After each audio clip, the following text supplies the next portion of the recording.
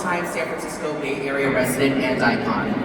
Tita Ida has worked with the San Francisco AIDS Foundation, the Filipino Task Force on AIDS, and currently works at the San Francisco Community Health Center where she has been for many years. She created many initiatives to combat HIV and AIDS in the 1990s and raised support in the trans community for the Transgender Law Center and the AIDS Housing Alliance in San Francisco. She has received numerous awards for her incredible contributions to the community, including GAPA's George Choi Community Award, Transgender Law Center's 2010 Claire Skiffington Vanguard Award, and Asian Pacific Islander Wellness Center's Grassroots Award, and San Francisco Pride's Witherington Award. Today, Tita Ida continues to be active in the community through her work with the San Francisco Community Health Center, San Francisco's Trans March, and Trans Day of Visibility, and so much more. And she continues to inspire and mentor young trans women to be the change they want to see here in San Francisco. Please welcome Tita Ida. Go ahead, Nikki!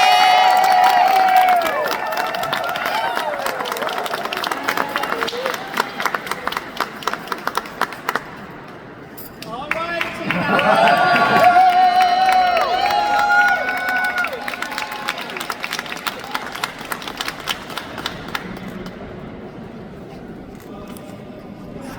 Speak. that's my boss. Hello, San Francisco.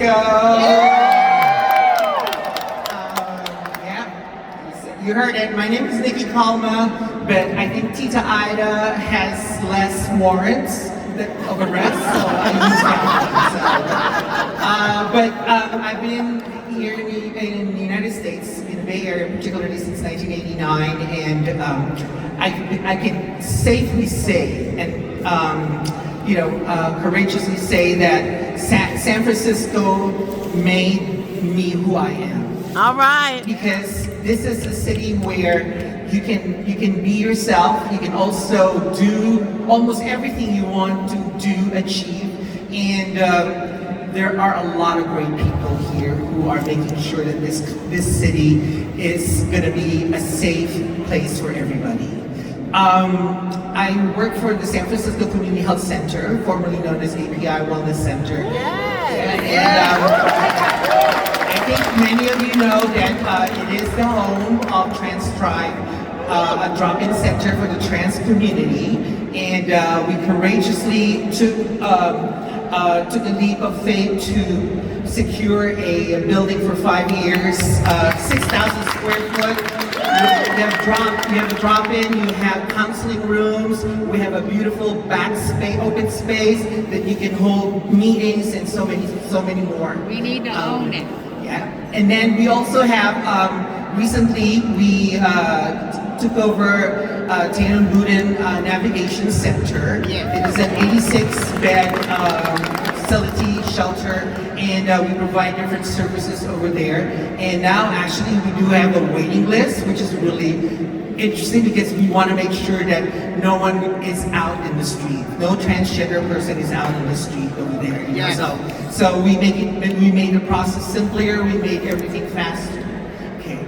But one thing that I wanted to say here, I don't usually have like prepared speeches or something to say because I always want to speak from the heart. Yes. I always want to speak from my experiences.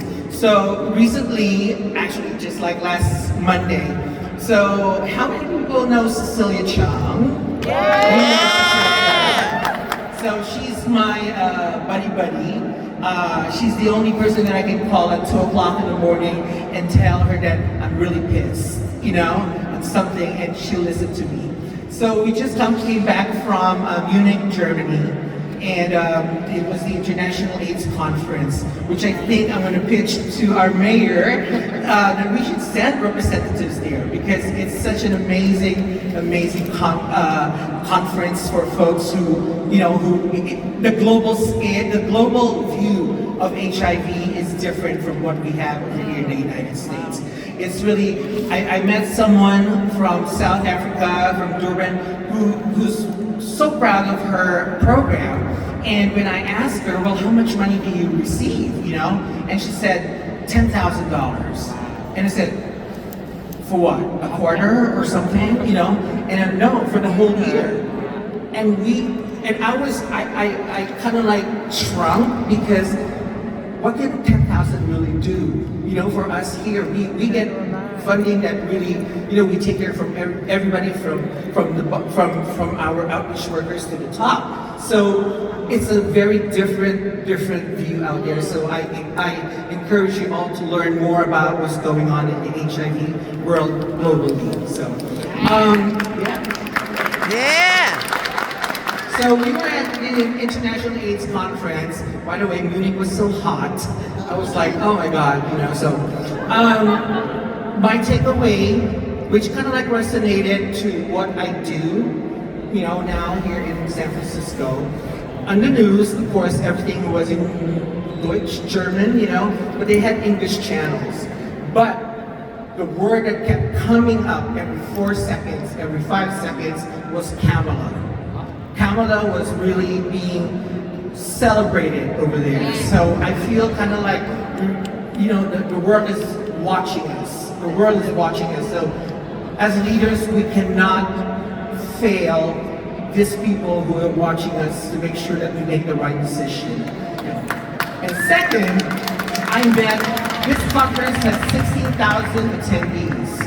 And I'm not even like a speck, I'm just a lint in this big conference. And all the folks that I met that are living in Uganda, in South Africa, in places where they really they can't thrive like us, are ask me, is San Francisco a beautiful place to live at? How do you manage in San Francisco? And I reflected like my whole life flashed in front of me because since 1989, I've seen how every year, and I bet you no one can do this, every year something good happens for the trans community here. From legislations, from laws, and also from telling United Airlines at one point, because I was at the board of Pride, we told them, we're not going to do business with you if you don't include trans in your health care. You know? And we are a major hub here at United. So every year, think about all the things that this great people, our people here in San Francisco do for the trans community. And I know that there are other communities that need to be celebrated and uplifted also, but I think the trans community has very different needs, you know, and we want to make sure that we address those. My message for everyone, what kept me in this work, what kept me doing all the work that I do right now, is that not only did I learn how to be solution-oriented, but I learned how to communicate with each and every one. Because sometimes that's where the breakdown happens, when we have two different opinions and we just leave it at that. So we need to really communicate, express each other, and respect each other, and then come up with solutions for our community. So, Yeah. with that, thank you so much. Thank you, and love you all.